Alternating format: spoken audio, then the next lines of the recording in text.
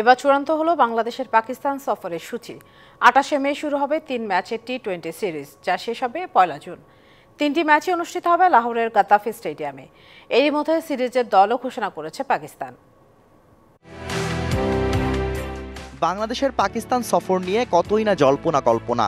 ভারত পাকিস্তান সংঘাতের প্রভাবে পেন্ডুলামের মতো দুলছিল বাংলাদেশের পাকিস্তান সফর, কিন্তু সব শঙ্কা উড়িয়ে মঙ্গলবার সফরের ভাগ্য নির্ধারণ হয়। যদিও বিসিবির চাওয়াতে দুবাইয়ে দুই দেশের বোর্ড প্রধানের মিটিংয়ের পর ৫ ম্যাচের সিরিজ নামিয়ে আনা হয় ৩ ম্যাচে। সফর চূড়ান্ত হলেও সূচি নিয়েছিল কিছুটা ধোঁয়াশা। এবার সেটার উত্তরও পাওয়া গেল। ২৭ নয় ২৮ মে শুরু হবে দুদলের শর্টার ফরম্যাটের মাঠের লড়াই, যা শেষ হবে ১ জুন। সবগুলো ম্যাচই হচ্ছে লাহোরের গাদ্দাফি স্টেডিয়ামে।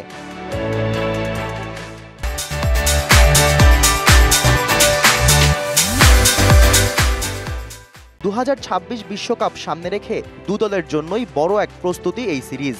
আর বিশ্বকাপের কথা মাথায় রেখেই ওয়ানডে সংস্করণ বদলে টি-20 ফরম্যাটে হচ্ছে বাংলাদেশ পাকিস্তান লড়াই। এরই মধ্যে পাকিস্তান এই সিরিজের দলও ঘোষণা করেছে। টাইগারদের জন্য স্বস্তির বিষয়, বাবর, রিজওয়ান, শাহিন আফ্রিদি এই ৩ বড় নামই খেলবেন না এই সিরিজে।